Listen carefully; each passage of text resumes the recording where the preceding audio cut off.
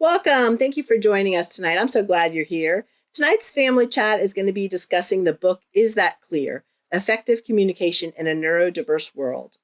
Our guest speaker is Joe Butler. She's an expert with over 25 years of experience in autism education, and she's also the co-author of the book, Is That Clear? Effective Communication in a Neurodiverse World. This chat, she's going to share with us some practical tips on how to enhance your communication skills and foster inclusivity for both autistic and allistic individuals. We're glad you're here. I want to also let you know that these family chats are led and sponsored by Parenting Special Needs Magazine, Home and Community Positive Behavior Support Network, Parent to Parent USA, Partnership for People with Disabilities at Virginia Commonwealth University, Bierman Autism Centers, and Positive Behavior Support Corporation. So thank you to our sponsors and thank you to Joe. Welcome, Joe. But I also want to share why we brought Joe here. So I would say last year, I happened to pick up this book, Is This Clear? I'm not sure where I found it, but I found it and I read the book, and it was really such an eye-opener for myself and my child, that I went and bought like 12 books, and I handed them out to her coaches that she works out with at the gym. I handed them to her art teacher. I gave one to her grandmother. And really, her grandmother is the one that brought this webinar to you all. I mean, besides Joe being willing to do it. Her grandmother was so blown away by what she learned from the book, and realized what she might have not, how she might not be talking correctly to her grandchild, that she thought, Shantae, you've got to do this webinar. You've got to share this book. So that is why the book is coming to you now. So thanks. Welcome, Joe. But I also want to share why we brought Joe here. So I would say last year, I happened to pick up this book, Is This Clear? I'm not sure where I found it, but I found it and I read the book, and it was really such an eye-opener for myself and my child, that I went and bought like 12 books, and I handed them out to her coaches that she works out with at the gym. I handed them to her art teacher. I gave one to her grandmother. And really, her grandmother is the one that brought this webinar to you all. I mean, besides Joe being willing to do it. Her grandmother was so blown away by what she learned from the book, and realized what she might have not, how she might not be talking correctly to her grandchild, that she thought, Shantae, you've got to do this webinar. You've got to share this book. So that is why the book is coming to you now. So thanks, Mom. I appreciated her. And I'm going to pass it on to Joe and say, please welcome Joe Butler. Joe, Thank welcome. you. Thank you very much. It's an absolute thrill to hear that and to be asked to join you this evening, or early morning for me here in sunny old England. Yes. Thank you so much. It's just wonderful to hear that the book is reaching people. That's all myself and my co-authors, Zan and Catherine, ever wanted. So a little bit of background on the book. Zan and Catherine work together, and they'd already published a book together. They're linguists, and they'd published a book called Is That Clear? Effective Communication in a Multilingual World. And that book's a yellow book. And if you type in Is That Clear? You might see that book as well. And their work is largely around supporting workplaces, universities, colleges, mainly working with adults, but around making sure that communication is clear for people for whom English is not a first language. And I happened to hear them presenting around their book, and just happened to say to them afterwards, a lot of the tips in your book are also really pertinent for people who are neurodivergent as well. The why behind that might be different, but some of the tips are universal in terms of clear communication benefiting everybody. And so we agreed to meet up again and have a little bit of a chat about that. And I honestly think they thought that it might be as easy as just learning a little bit about autism and neurodivergency of different kinds, and making a few amendments to the book. But obviously the why behind some of why we need to be inclusive in our communication is very different when we're thinking about neurodivergent people to when we're thinking about people for whom English isn't a first language. So in the end, after lots of talking, we decided that this was worth a book in its own right. And my background's working in autism education. I was a teacher, a school leader, latterly a head teacher in an all-age autism specialist school here in the UK for 4 to 19-year-olds, working right across the spectrum of autism and other co-occurring needs as well. Zan and Catherine knew very, very little about autism and around neurodiversity. And so that made it really interesting when writing the book, because I was suggesting things that we needed to put in the book and the why behind some of the reasons.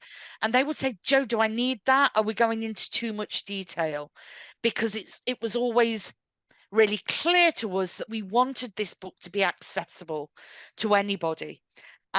This isn't meant for people that know lots and lots about autism and neurodivergency, although we know it helps people like that. We also know, and I'm thrilled, that lots of autistic people have said, oh, this has helped me as well, because I never really understood some of those miscommunications, and that it was because of my autism that I process things differently. And now I've seen that written down, I understand a little more about why I do that. And it's helped me with my employer to be able to say, this bit here, this is what I do, and this is why we're having those miscommunications. But we really wanted the book to be accessible so that anyone can pick it up and take something from it, learn a little bit more about how to be inclusive and how to be a clearer and more effective communicator. So that's how the book came about. And as I say, I'm just thrilled to be here and to know that people are valuing the book and that it's making a difference. Yes, and it is. Okay. I wanted to start by saying that I was very clear I wanted to frame the book in something called the double empathy problem. And I don't know whether you know about that. Different people on the meeting might know more or less. The double empathy problem has been what I think has been a mic drop moment in our understanding of autism over the last decade or so, and has really changed how we understand autism and how we make a difference for people.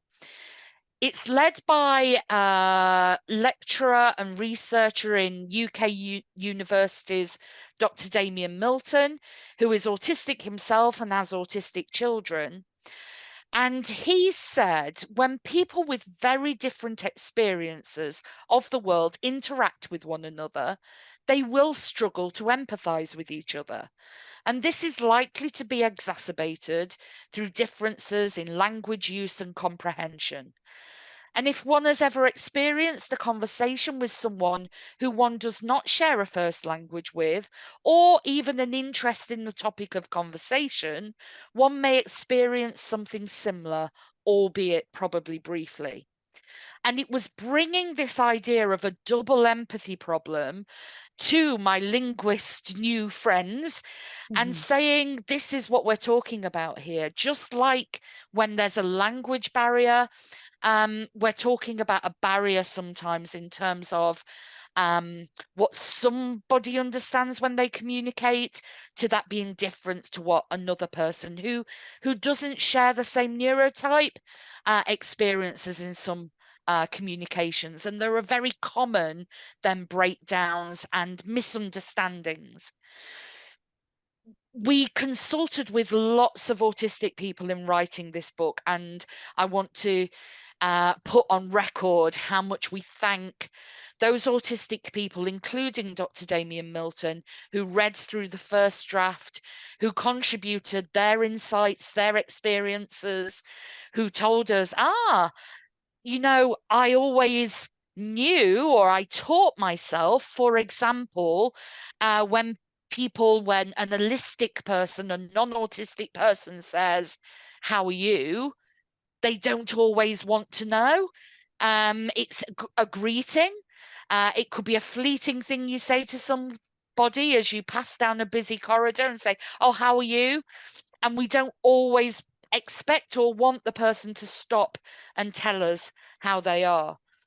But for this one autistic person we consulted with, they said, you see, I taught myself not to go into full detail around how I am every time a person asks me, and that different people and different contexts mean you expect a different response. So if a doctor asks me how I am, that's really different to when a friend or a loved one asks me how I am, or a stranger in a greeting. But what I didn't realize until I read your book is that as allistic or neurotypical people, you know before you even ask the question that you don't want to know how I am. And that was one of those light bulb moments for them, but also for me in terms of thinking, yeah, as allistic, non-autistic people, we are really confusing in our communication at times, and we give really unclear messages. And for too long, it's been left to autistic people and otherwise neurodivergent people to almost be expected to learn the weird and wonderful ways of allistic or neurotypical people just to get by, just to survive in this weird, predominantly neurotypical worlds they find themselves in. And that's really unfair and has always been unfair and has been damaging to autistic and neurodivergent people, and leads to things like people feeling they have to mask and not live authentically because they are expected to behave in a more neurotypically expected way. And that's a nonsense, because if we're, as holistic people, are meant to be the people who are good at communication and good at empathy and somehow better at all of these things, why on earth are we expecting people, just because they fall in a minority neurotype, to do all of the hard work? Now, please know, I'm not saying as holistic people we are better at all of those things, but that's been the way of the world since somebody came up with the word autism, that it was around, my work in schools was around teaching autistic people how to behave in a more neurotypically expected way, teaching social skills or life skills that just go against the way they view and experience the world. So So hopefully, oh yes, yes, I wanted to just say two things. I'm sorry for interrupting you. One, I want it's to share okay. something on that, and then I wanted to also say that people can ask questions if they have questions. But I wanted to share on that maybe an example of something that I experienced in my life that might help someone else understand uh what you mean by that. So, for example, with my own child, Kaylee, she's 26. So you think I run the magazine, you think I might know a little bit, but so I'm busy. I would always say to her, she would ask me, what time is this or what time is that? So I would say later. We're going to do it later, later. I didn't understand until reading this book that, and the way that they phrase it in the book, that concepts of time, which I knew she didn't really understand the concept of time, but I didn't know that that meant with my language. I don't know. I can't explain it properly, but basically me telling her later just meant that it was out there in no man's land, and she never really grasped onto it until finally we've been working through it after reading the book. And now I give her a concrete number like 7:30. She doesn't really know when 7:30 is, but 7:30 is at least a time frame that she can look at. So if that helps the younger families understand, but I want to share this part too, because that created major meltdowns in our household, because I would keep saying later and just get like a later, I'm done later, but that would create like a major meltdown. So anyways, I'm sorry for interrupting, but I just hope that helps families understand a little bit. Absolutely. And I will talk a little later about the concept of time and the language around time. But you're absolutely right. Later doesn't mean anything. And later is, sometimes later is straight after dinner. Sometimes later never happens because we forget. And that is teaching a child or an adult that I can't trust when you say later, because later might not happen, later might not happen quick enough. Yeah, so vague language like that can be really problematic. Thank you. That was a wonderful example. So this double empathy then says that just as autistic people may struggle to understand the thoughts, feelings, and behavior of an allistic person, isn't it also true that allistic people struggle to understand the thoughts, feelings, and behavior of autistic people? And shouldn't we expect that? We're talking about people with two different neurotypes. But as I say, for too long, it's then somehow been laid at as the blame or the fault of the autistic person that they need to learn and they need to do better. So really damaging historically, people saying that autistic people lack empathy or lack social understanding or struggle with communication. And all of those things aren't true.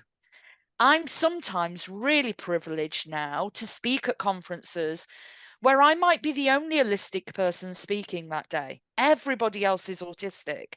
And I can tell you, autistic people don't struggle to interact and understand each other and empathize with each other. And sometimes I'm the outsider in that.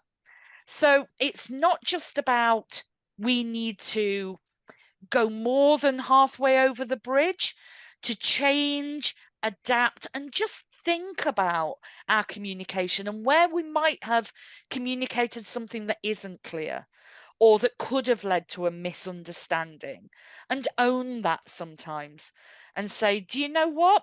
I can see that you're struggling there. Um, I think that's on me. I think that's because I didn't explain something clearly. And that can take away a lot of anxiety and a lot of blame and guilt for the autistic person in thinking, why is it me? Why am I the only one in this workplace or this school classroom or at home who is always getting it wrong and doesn't understand? Joe, Elaine has mentioned in the chat that another thing that her child struggles with is saying the term a few. He doesn't like it. Yes, It's a because lot it like doesn't, later. yes, it doesn't, it's not tangible enough.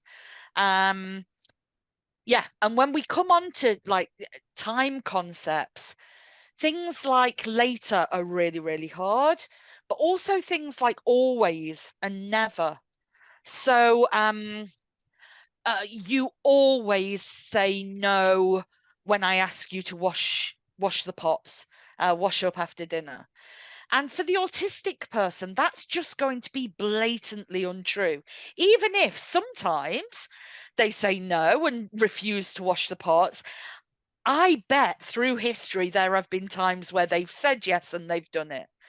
So it becomes almost, even if they feel, oh, well, I don't really want to go and wash the dishes, but I will come and help you.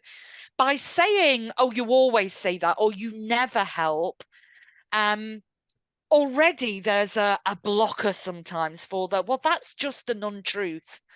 Um, just as vague time language can be really frustrating and cause meltdowns and these misunderstandings, so too can very precise timings. So, how many times have you said to someone, yes, just 1 minute, I'll be there in a minute, or just wait 5 seconds? And do we go to them in 5 seconds? Do they get what they want in 1 minute?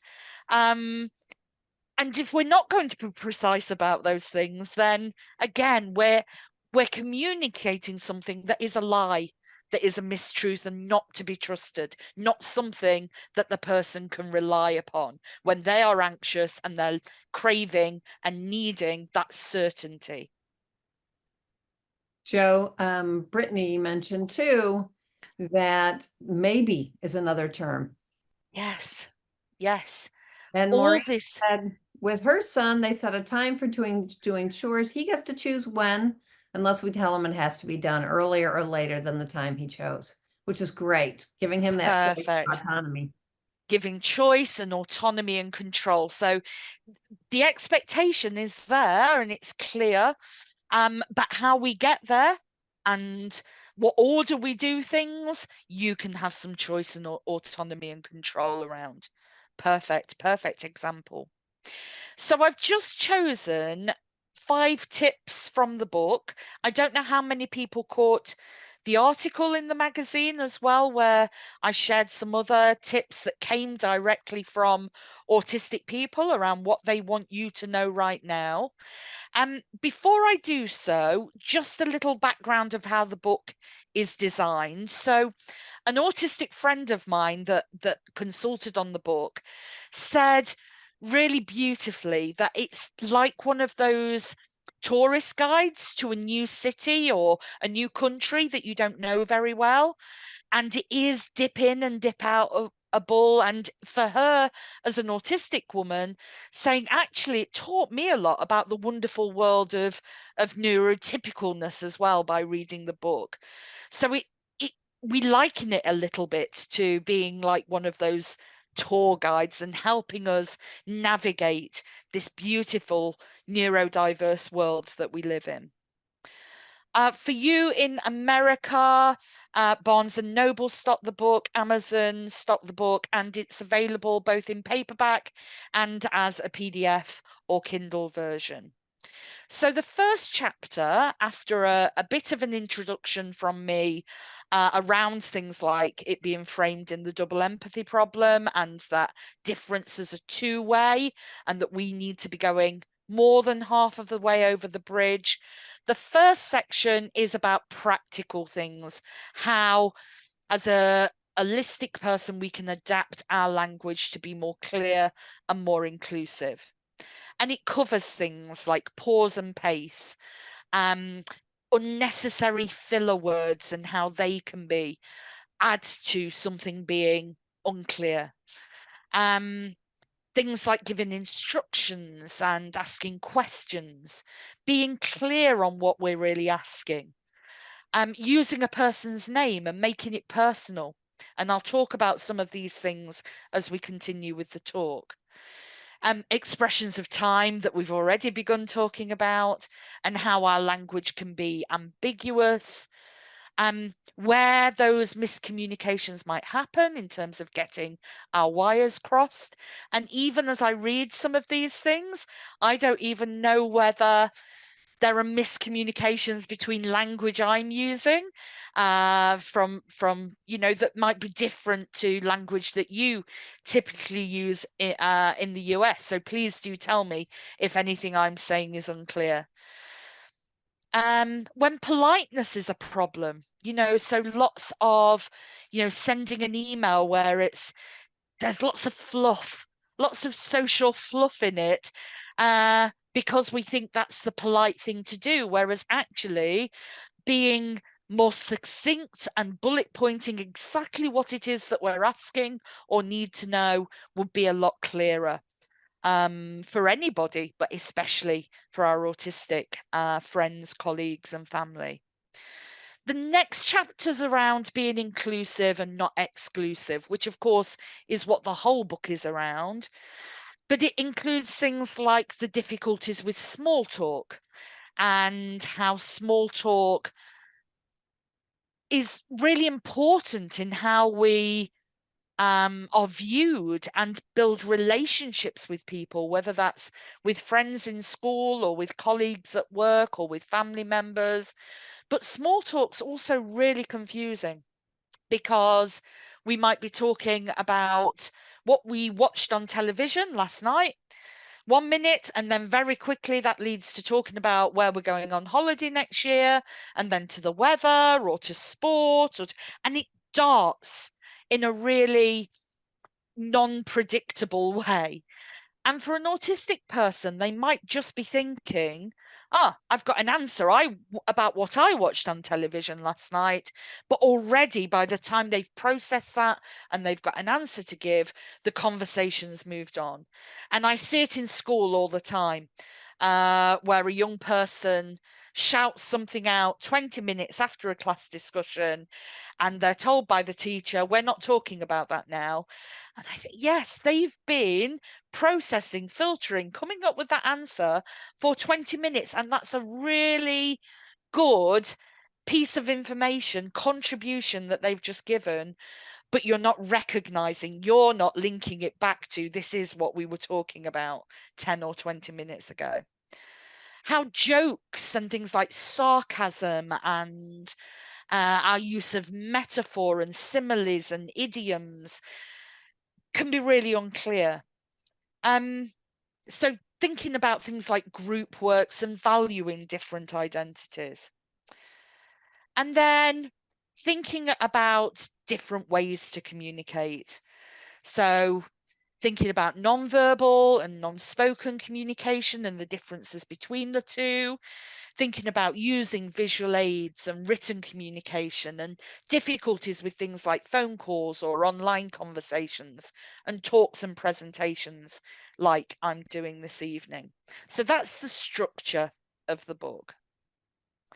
So tip number 1, and we can't do anything else before we do this, is to ask or find out what a person needs, because every autistic person is going to be different, and every autistic person is going to need different things from you or from us at different times. Some of that is around very often the communication that we see and also behavior as a communication is just very much the tip of that iceberg. And very much we live our lives often being in boats at the top of the waves there, just reacting and responding to the bit that we see or hear at the top there of the waves. And in order to really understand and really make changes in how we communicate and become more inclusive, is to get into submarines and think about the why in terms of some of these differences between people of different neurotypes. By really understanding the big bulk of what makes up that iceberg, we can then start to understand why a person communicates in the way that they do at certain times when perhaps they're experiencing more overload, and how our communication with them needs to change and respond to their differing needs at different times. Molly, you've got your hand up. Oh, Molly, you're muted, I Molly, you're think. muted. Sorry, Nancy has a good question in the chat, and she asks, does any part of the book address the challenges for allistics communicating and understanding what's happening when they are communicating with those on the spectrum who think in pictures? Yes, I'm going to come on to that. Absolutely. Thank you. Great question. So first of all, we need to understand if we're talking and thinking about the spectrum, that isn't a line of someone being more or less autistic depending on where they stand on that line. It's not a continuum. Instead, it's a globe, it's a cloud, it's a sphere. It's however people want to think about it for themselves, with different aspects of and different differences of being autistic that shift and change and come and go for that individual. And lots of autistic people like to think of this more as like a mixing desk or a sound desk with lots of different sliders, some of which might be quite fixed for some people. So I know I have friends who are autistic who typically use spoken communication and are very articulate in the spoken communication that they use. And that's quite static for them. I also work with children and young people, or have friends who more typically use technology to talk and to communicate. And that's their preferred means of communicating, and that might be quite static for them. But I also know and work and love autistic people who most typically use spoken communication. But one of those other sliders moves and shifts, so maybe the sensory slider moves and they move into a state where they're more overwhelmed or overloaded by sensory experiences, that interlinks with that communication slider, and things that they would normally be able to understand and respond to, such as my spoken communication, becomes more challenging and more difficult for them. And in those times, they need things to be presented more visually, and also to be able to express themselves to me in a different way. So that might need to be more visual as well, or written communication, or just ticking a box, or perhaps just using non-verbal communication such as stimming to show me that they're in a different, moving to a different regulatory state. So some of these things might be quite fixed, other things move and shift. And lots of autistic people talk about this in terms of energy accounting. And some people talk about it in terms of spoon theory, which you may have heard of. And I just don't have enough spoons to deal with that task today. I'm very overwhelmed, or I'm just exhausted by being with the unpredictability of people all day that I have no spoons left. With children and young people, we often talk about that more in a direct link to energy. So talk about a battery analogy, that every single one of us has a battery, but what charges a allistic person's battery might be really different to what charges and drains an autistic person's battery. And I see this in schools a lot, when a young person is already running on red before they even walk through the school gates in the morning, but then are expected to go into class. And no wonder we get the meltdowns or the shutdowns, or a person having to mask and live inauthentically just to survive the school day, and then they get home to their safe space, and that's where the meltdowns and the shutdowns and the anxiety comes out. So we need to recognize that what a person can cope with and understand in terms of communication when their battery is nice and full and on green is going to be really different to when they're on red. And I saw this as in an actual office that I visited when I was doing some training around helping workplaces. Things that don't require effort, being on time, work ethic, effort itself, body language, doing extra, being prepared, attitude. And somebody I love had scrawled at the bottom there, all of this requires effort.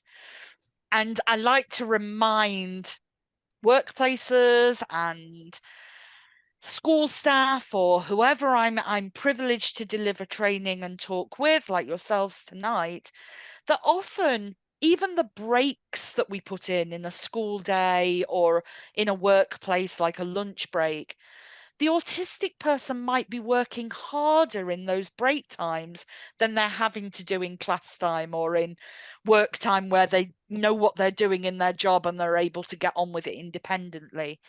Because it's people times, it's small talk times, it's less structured, it's more unpredictable. So that drains a person's battery, and then we're expecting people to get through a full day with no true breaks, just running emptier and emptier and emptier.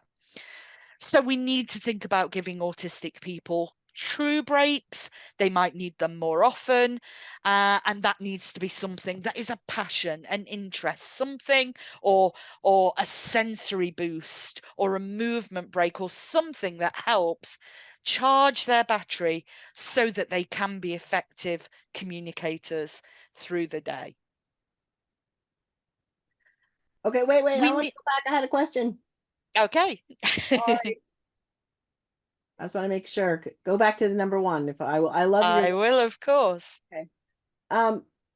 Okay, I just want to clarify so that and maybe somebody else needs it too. But I loved your little thing. My husband is into music, and so I love all the little things that you have, the nonverbal, the stimming, all of that to show. So if any of those were pushed up, which happens in our children's lives, right? That one could drain them, definitely could alter their communication of how they're going to. So, okay, I just want to make sure. I like how all of your images kind of helped explain that in different ways. So I just want to make sure. I don't know if anybody else, but I love that. So thank you. Sorry. And those sliders will be, far, far more than we can ever photograph and picture. That so many different intricate sliders.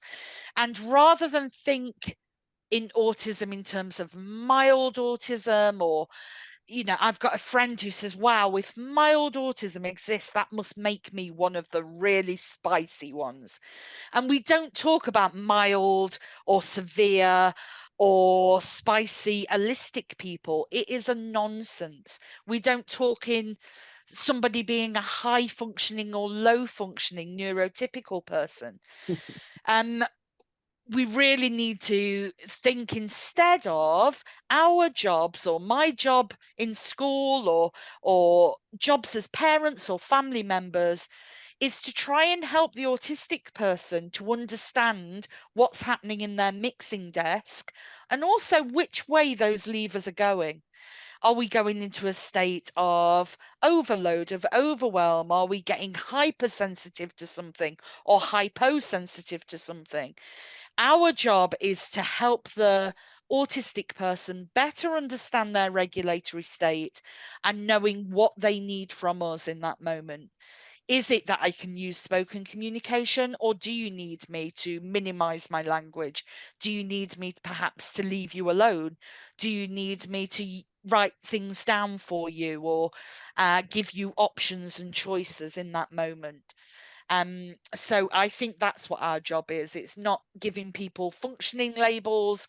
It's recognizing for every autistic person, those sliders will be moving and shifting all day, and it's up to us to recognize with them and help co-regulate and teach that self-regulation around what we can do to help.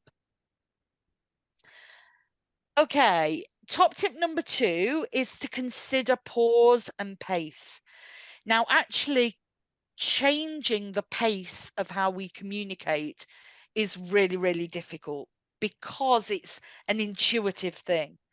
I know when I start a presentation, I'm quite conscious of how fast I'm talking, but as the time's ticking by and I know I've got more slides or more questions to answer, I might speed up in terms of my pace. And that's true in communication generally, day to day, when we're talking to people and interacting with people. However, it's being mindful of our pace. And a really useful way of slowing things down rather than changing the pace of our speech and our language is to add more pauses. It can feel for an autistic person that the daily world is just like this image, that we are just flooding a person with language, with more and more language.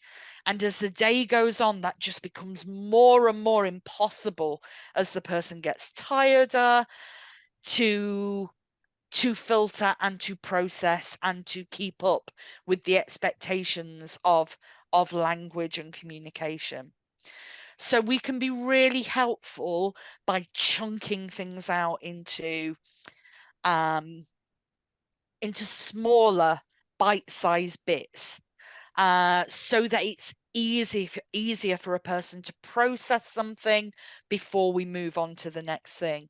So if giving instructions, for example, it's giving one instruction, waiting for the person to process that and perhaps act on that instruction before adding lots more. When we ask questions, we will often ask lots of questions at the same time. So, what do you want for dinner tonight? What have we got in the fridge? Have you looked in the freezer? Do you want Italian or Indian? Oh, didn't we have Italian just last week? What's in the cupboards? What do you fancy? What are you actually asking me? So making sure that we say what we mean and we mean what we say, and we give people time to process that information before asking something else. So putting in those stops those breaks between chunks of information. And whilst there's no precise science to this, and this will always depend on the person that we're communicating with and how familiar the request is, or how familiar the person is that's making the request, or the environment is, how tired and exhausted the person is, how regulated they are. We tend to say, as a bit of a guide, between 8 to 12 seconds pause between chunks of information. And that can feel like a long time in daily communication. And as allistic people, I think what we sometimes do is get scared of those silences and fill those silences with more language, because we well-meaningly think we might have asked something of someone and we've asked it in a way that's unclear. And if we don't get an immediate response, what we do is ask the thing again, but in a slightly different way.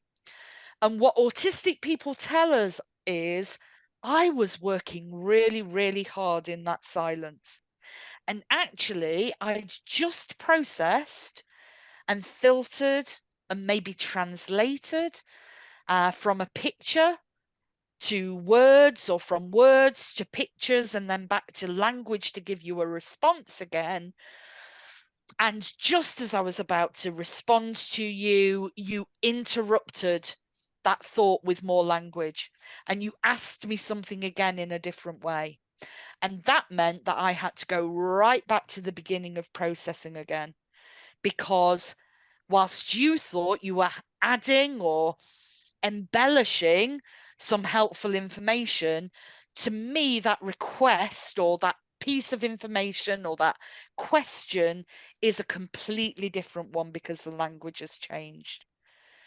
And I think it's really important. There's an American autistic woman, some of you may have had the privilege of hearing speak, called Lyric.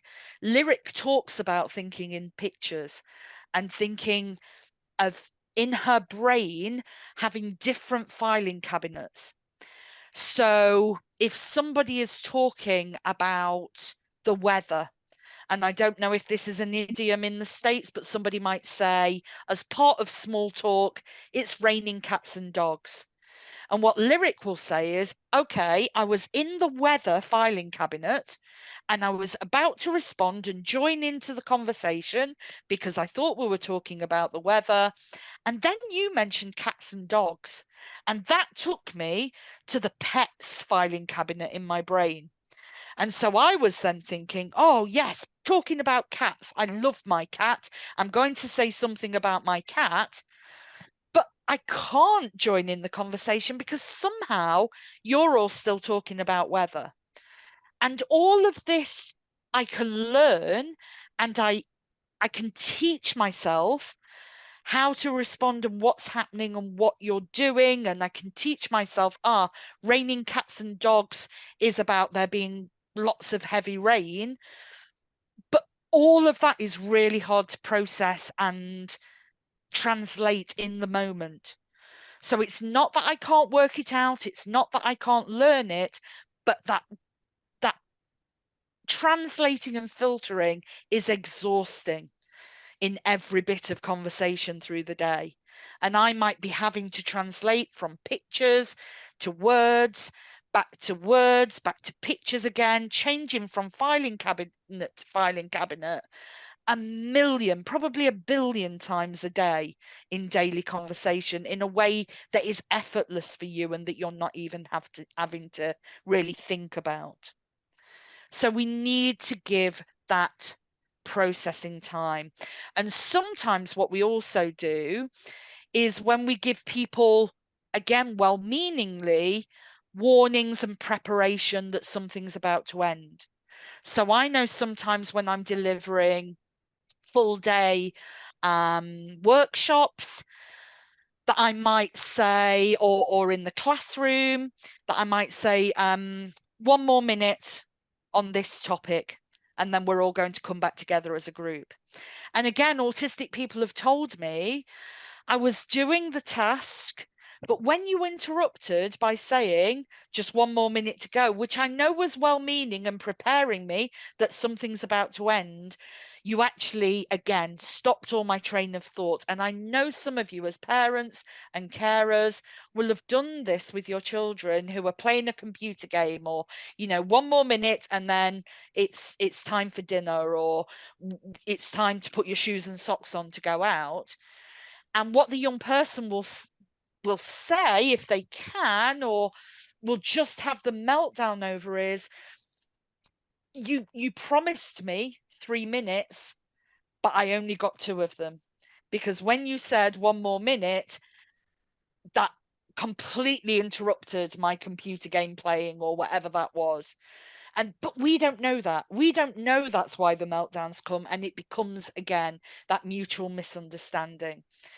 So if we can use more visual timers and things like that, that doesn't interrupt with language, that can help some autistic people. Wow. Any questions or comments on that slide? Or examples? I was just gonna give an example, similar, like when you're saying pause, like sometimes we have not always been, we're learning as a family to be more patient, but we have said to Kaylee, like when maybe she's processing, okay, spit it out, you know, but then to her, then she does, she tries to, Yes, yeah, so, literal. so very literal. So I think, yes, so. Thank you, great. Carol, And Nancy.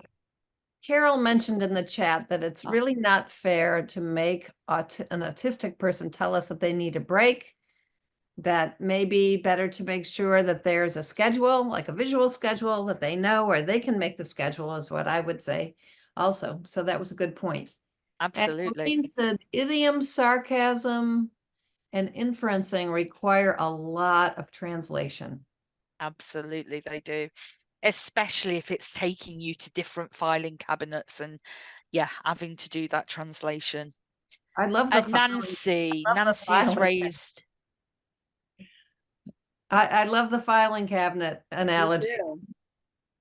That really makes it visual, like seeing that they have to go to those different areas to pull out the information. And I think what you pointed out was really great too, is that we, being allistic, we don't think like that. So we don't even give them the graciousness, you know, or, you know, to do what they need to do. So it is that we need to adapt our behavior. And I know that we're speaking about autism and all that, but I think it kind of goes across. I mean, with the magazine, we cover lots of disabilities. I think it covers everybody. You know what I mean? Absolutely. I think it's important for everybody to know, because you know, you don't know how other people think or do things. Absolutely that. What's going on with them? And I think that's the point. Absolutely. Everybody thinks and learns and processes in different ways. And that might not ever be linked to a diagnosis, and it might never be that a person gets a diagnosis. But again, it's about recognizing what a person needs.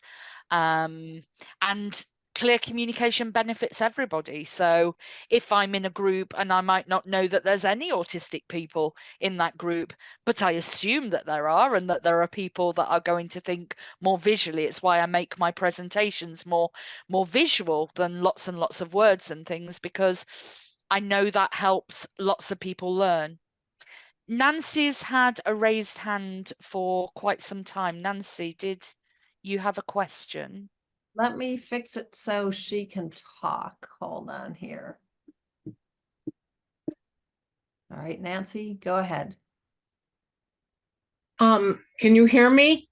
Yes. Yes. Okay. I just wanted to give another example. I have a friend also, several, who's on the autism spectrum.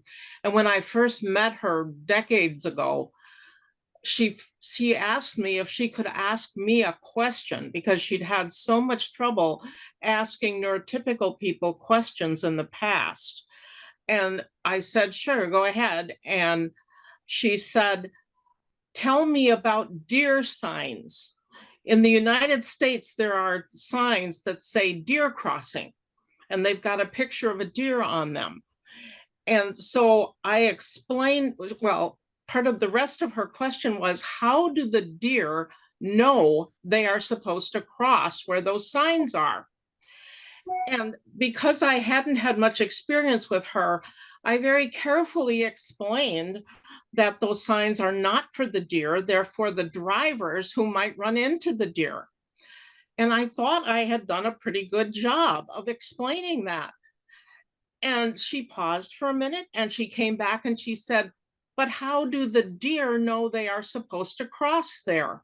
It was like my words had had no effect whatsoever. I found out later that the problem was that person thought in pictures. And the picture in her head was of a deer standing next to one of these signs and looking at it. And if I had been able to address that and tell her, you need to change your picture and put a guy in a car coming on the road and remove the deer, she would have gotten it. But I wasn't smart enough at that time to do it. But that's such a good example. Thank you so, so much for sharing that. Because yes, the language used and the picture used, that's exactly what that sign says. We're told to look for those visuals, road signs and things, and it looks like it's a crossing for deer.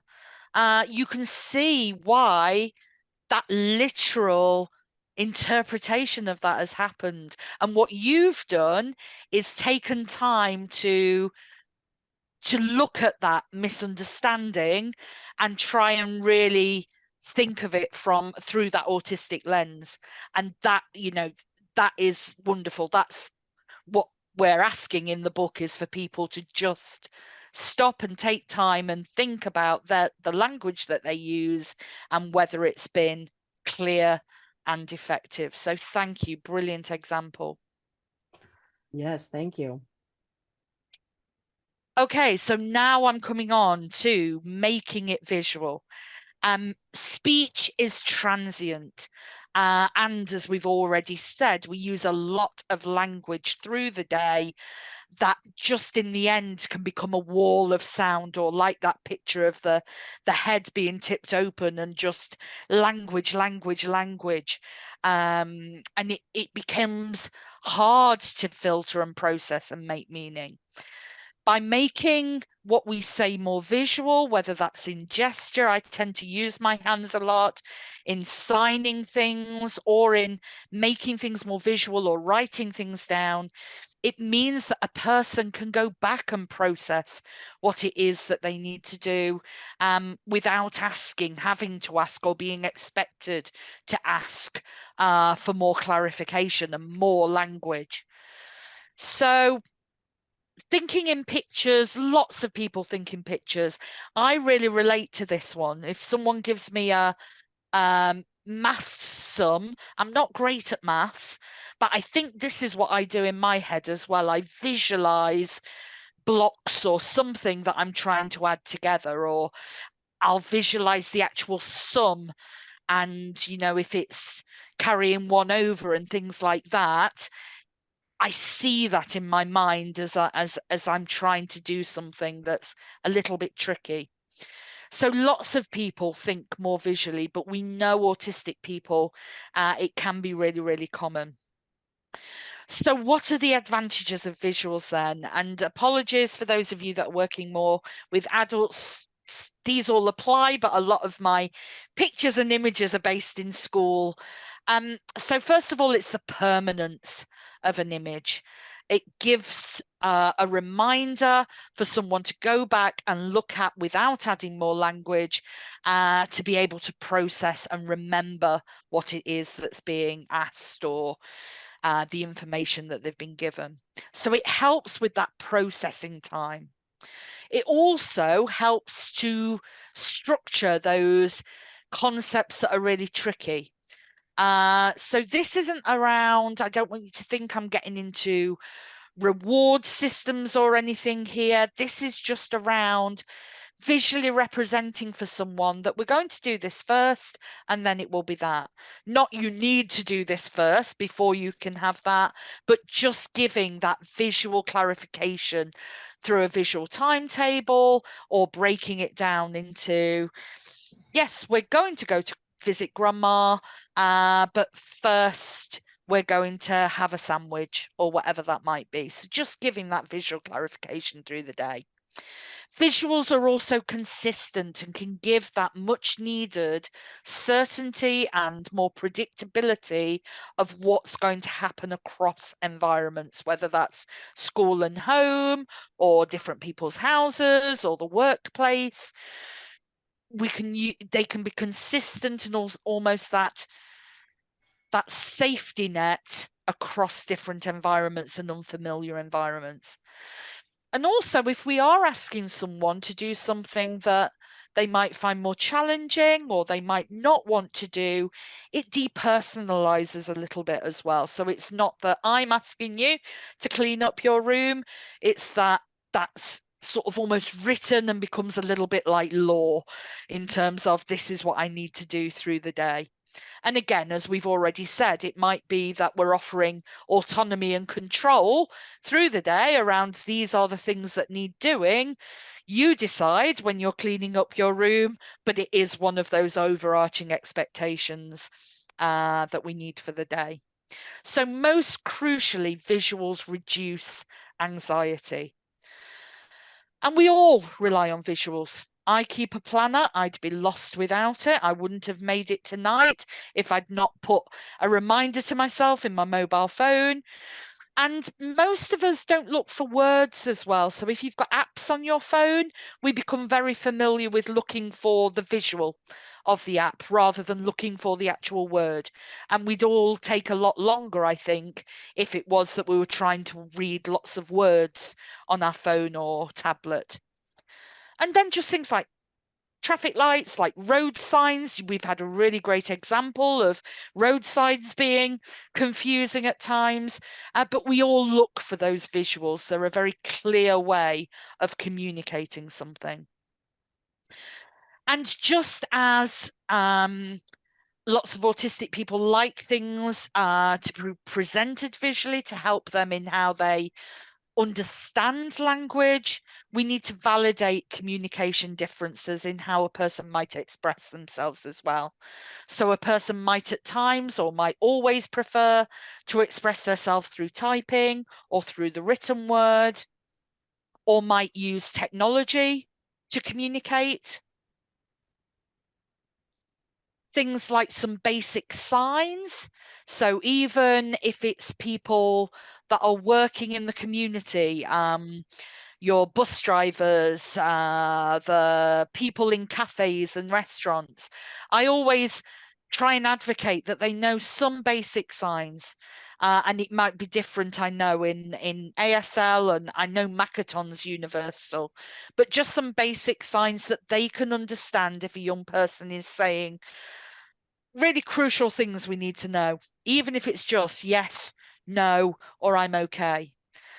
Or having symbols available for a person, you know, and I go into cafes and libraries and things and say, you could just have some symbols available hooked up because you don't know who might need to use them at times. Having cards. So I'm currently working with all the employment tribunal judges in England and Wales around supporting autistic people in their courtrooms and also understanding why they might be in a work tribunal in the first place, because their employer perhaps isn't making reasonable adjustments or understanding them. And just having some cue cards like yes, no, or I need a break, that doesn't mean that somebody's got to communicate that spokenly, but they've got a quick way of letting us know. And just as lots of autistic people might not very easily understand the non-verbal communication that we as allistic people use all the time. So, for example, how many of us have stood in a room and looked at an imaginary watch and said, I'm waiting. And everything about our stance, our volume, our pitch, our body language has changed. There's not even a watch on our wrist. But I know I've done that in busy school playgrounds, and the majority of the children know what I mean by that and come and line up on a good day. But can I blame the autistic child for carrying on talking with their friend or playing football? What have I actually communicated? Well, first of all, I might have said year 6 or class 4, I'm waiting. Does the child actually know that I'm talking to them when I say year 6 or class 4? Because they're named Samira or Harry. Also, what have I actually said in my words? I'm waiting. Are they not valid in thinking, well, you carry on having a good old wait there, miss, and let me know when you're ready for me. I'll carry on playing football or talking to my friend. But what happens there is that I get off my baseline and like, you know, Samira, everybody else has stopped and looked this way. Why are you still chatting with your friend? And Samira does one of two things. She either goes into herself and thinks, why is it always me? Why does everybody else know what to do in these situations? Or goes into a meltdown or gets angry with me and starts arguing with me of, you know, when I say, I've asked everyone to look this way, is she not within her rights to say, well, you didn't say that? But how many times in a busy school day do I, as a teacher, think, oh, yes, I didn't communicate that clearly. Samira, I need you to come and stand and queue up and look this way, or whatever that may be.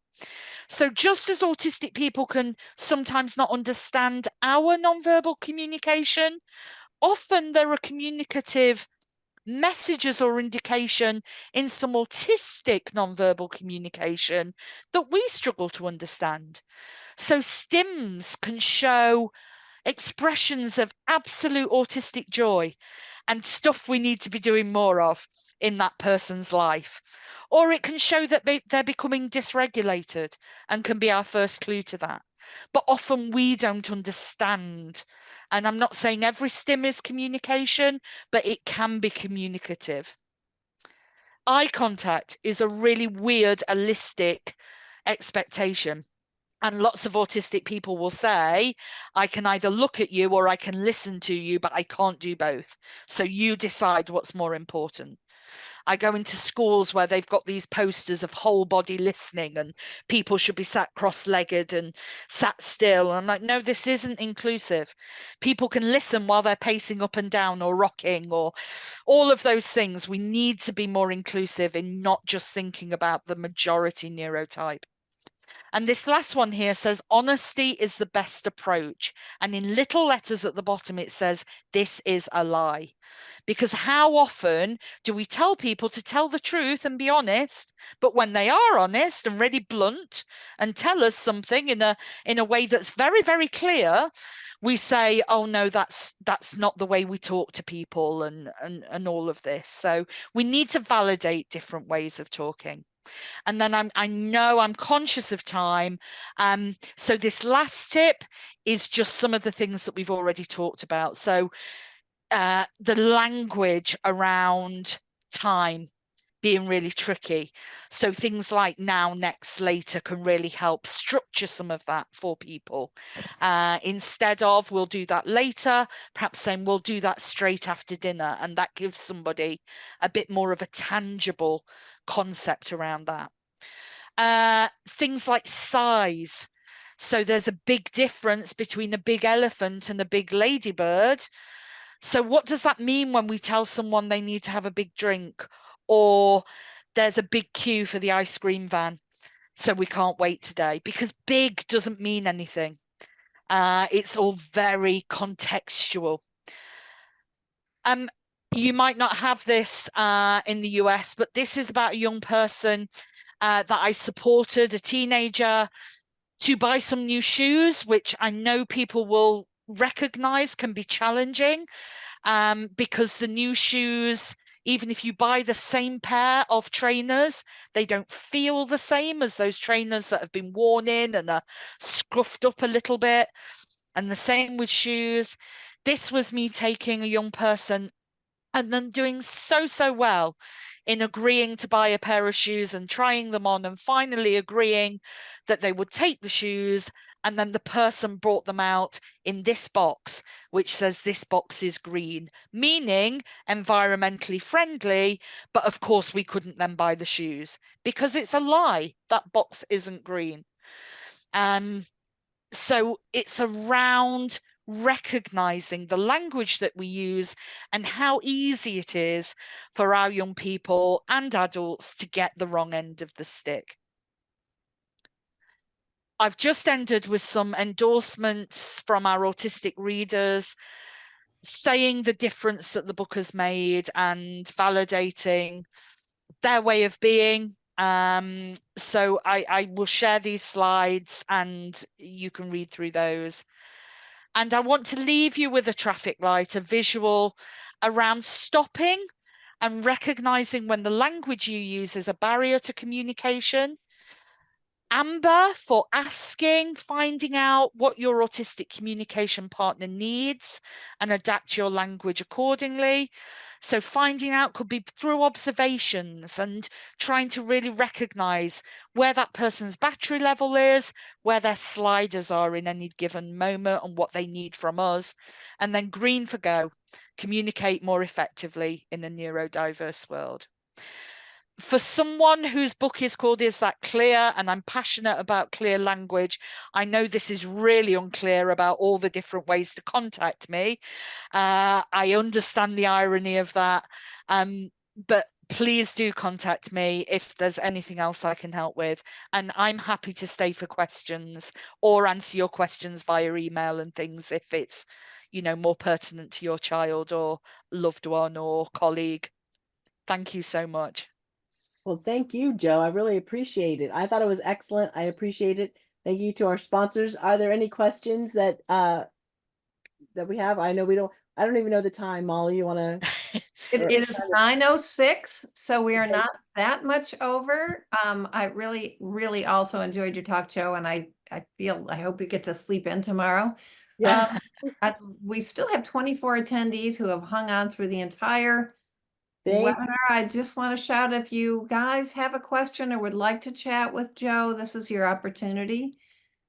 But this was just really, and Joe, I did put your email into the chat for Thank you. She does have an article in our in our current issue. I think Molly put the link in there, so thank you, Molly, for doing that.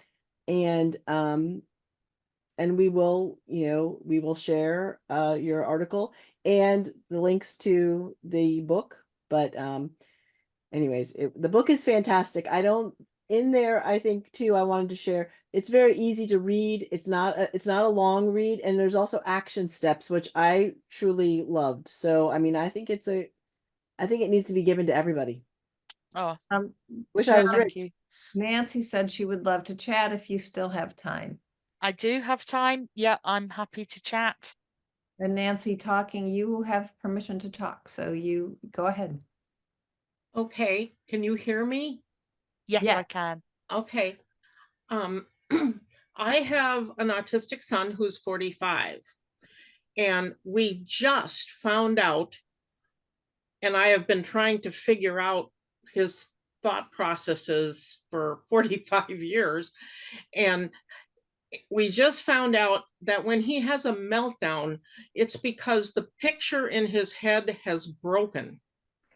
And I had no idea that that was happening. I could tell when he was getting anxious, but I couldn't tell when he was having a full-blown meltdown. It was because the picture in his head was breaking. And the thing that revealed it to us was when he missed a dentist appointment and had an incredible meltdown over it. And he finally blurted out, "The picture broke for me." And this was, and even if we tried to tell him that it's not that big of a problem, you could reschedule your appointment, he said he didn't want that information. He said he couldn't use it. And he said he couldn't do anything except perseverate over the fact that the picture was broken. Is there any way we can help somebody like that, so that what we have found that works a little bit is to recognize when we see him getting agitated, to think about what's going on right now and it's in the environment, and guess if we think that are you afraid your picture about XYZ is going to break? And frequently, if we do it right, he says yes, and you can tell the level of agitation has gone down. But Right. what else can we do? I think that's amazing that he's been able to say that that's what's happening. Do you know a tool called Comic Strip Conversations? Yes, I It's have used that in the Carol past. Gray, and I just don't know whether that might be helpful as a less spoken language based tool for your son, and whether or not he could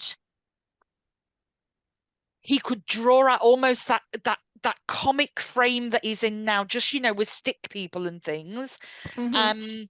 around that expectation. Because I think you're absolutely right. Sometimes when we see the biggest meltdowns, it's because there's a really set image, not only around what's happening now, but around what's going to happen through a day, and that Mhm. trying to take control of what is a baffling world by really plotting out, this is everything that's going to happen through the day. And so when that goes wrong even slightly, it is devastating, and we can't get back to another picture. And I guess it's around, could your son, through perhaps drawing people with thought bubbles and speech bubbles, a little like that comic strip, be able to, the two of you being able to communicate together, perhaps without words, spoken words, just what were you thinking was going to happen, in this frame, in this freeze frame almost. What's gone wrong? So the good thing about comic strips is you can go back to the frame before, like a comic strip, and so you can look at where things have gone wrong. So after a big meltdown, it could be later in the evening that you're thinking about what's happening right now, but where did that breakdown happen, and almost sequencing back through at what point, if you can't get to that information, that it was around the dental thing being different, it was around that change. I'm just wondering if there's a more visual way of your son communicating in those moments. But of course, he'd need teaching that at times where he is regulated. And I often use clips of, oh, I don't know if you have it, but things like Mr. Bean, or video clips of something where speech isn't used. So I'm trying to think of another example. My son is really, or had been really, into something called Calvin and Hobbes Yes. cartoons. Yep. And Calvin is always thinking something's happening or imagining something's happening that isn't. Yeah. And I might be able to use that. So that That's a would, really great tool. Yeah. So yeah. start with the Calvin and Hobbes, doing Mhm. the thought bubbles. What do you think Calvin's thinking in that moment? What do you think Hobbes is thinking? Are they thinking the same thing? Or is there a misinterpretation here of different people thinking different things? And then hopefully, if he enjoys that, and that's something that you can look at, just wow, what are the people in the background laughing at? And your son might say, well, I'm using my Mr. Bean example here, but a child or an adult that I'm working with might say to me, those people are laughing at Mr. Bean. And it might be that they're not. And especially in schools, often that meltdown comes from a young person thinking that everybody's laughing at them and things, whereas actually the young people might not be laughing at them. They might be laughing at something completely different, but the interpretation of the autistic person is, everybody's laughing at me. And it just gives a little bit of an insight by exploring, what do you think Calvin's thinking? What do you think Hobbes is thinking? What do you think other characters are thinking? Oh, you see, I thought something different to you. And nobody's wrong. It's just that we're interpreting things in different ways.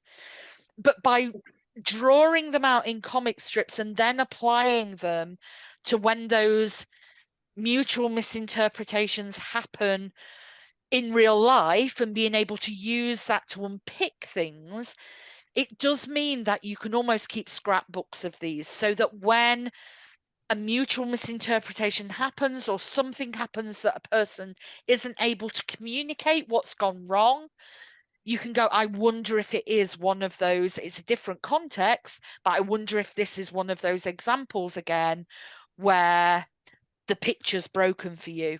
So let's get your scrapbook out and let's start drawing, and let's look at what strategies we put in place last time to support this and whether they'll help again. Does that make sense? Thank you very much for that feedback. One last comment about that. Because I did exactly what you advised, I tried to deconstruct this whole thing later when he was not upset. And that's when I was able to communicate to him that, and ask him first, did he know that other people do not think in pictures like that and that pictures don't break for them? He did not have a clue. He had no idea that other people were having a different experience around these things. All he knew was that it was so embarrassing when he would have meltdowns and he couldn't figure out why.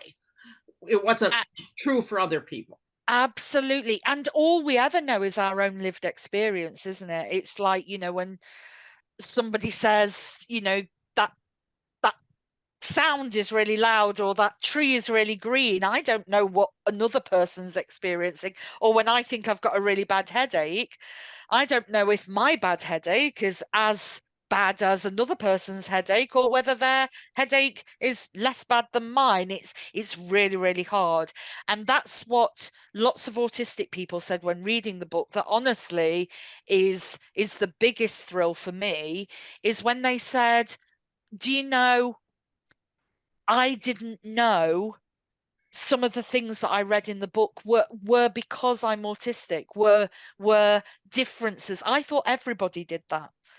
And I just thought I was rubbish at it. I thought I was rubbish at coping because everybody else was just better at understanding. But now I've read the book, I get why I find that so challenging. So that was a thrill to me, that having those autistic insights meant that this book that was written for fellow allistic people is also helping autistic people understand themselves better, but also use that to then communicate with employers to say, this is what I need from you when this happens. You've given some brilliant examples. Thank you so, so much. And I hope that's helpful. The other thing I'd say, because I'm all around trying to think of visual strategies, is if it's looking for solutions or things that we can do differently next time when the picture's broken, perhaps try mind mapping some of the, so today it ended up in a meltdown, and that you know, but what else could we do in those moments where the picture's broken? Is there anything I can do to help give clarity and fix the picture in these moments? And so it's looking at different solutions again in a very visual way that hopefully a person can draw on before it gets to that meltdown in the future, even if the context and situation is different. It's having that reminder to go, this is how we solved some of those problems last time, and hopefully they'll act as an aid memoir to help again, even if the situation isn't exactly the same. I hope that helps. It does Great help. example using Calvin and Hobbes as well. I'll remember that one. That's a really good. We have the full set of the books because he liked them so much. Perfect. Even though they aren't being published anymore.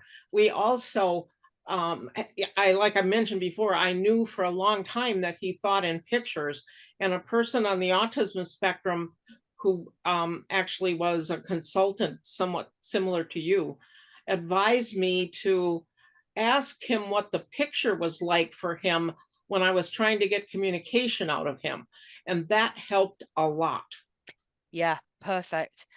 I think if you look up Lyric Riviera, I think, or But she's an autistic American woman, and she's got lots of little videos and things. One of the things she talks about in terms of visual thinking and visual communication is that, especially for things like feelings and emotions, they'll say there are no words.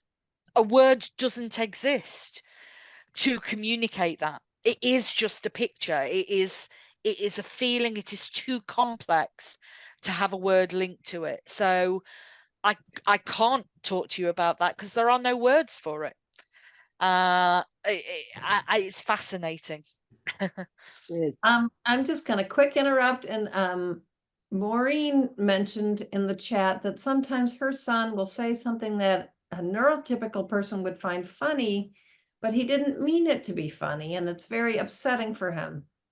Yeah, absolutely. And I think that's something that, again, is owning that and teaching other people around. So whether in the workplace, whether in school, you know, all of my work is around the double empathy problem, and that we don't teach autistic people social skills around how to behave more neurotypically. We have a responsibility to teach every pupil and staff member and visitor to that school around this being two-way and around how to better communicate and understand and interact with the autistic person by celebrating neurodiversity.